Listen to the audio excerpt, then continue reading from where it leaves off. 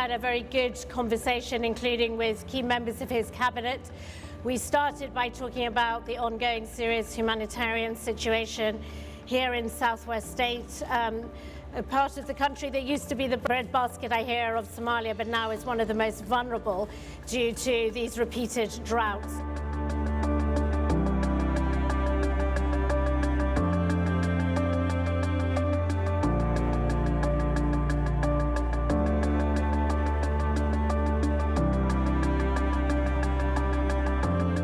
We talked about dealing with the very big humanitarian IDP crisis, with many people now urbanizing, coming into Baydhabo and other urban centers, and the importance of preparing for a long-term solution to those IDPs who now live in urban areas.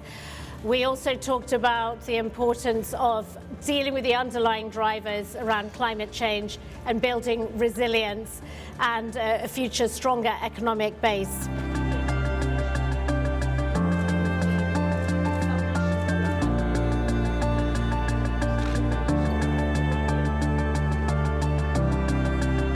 But I commended the President on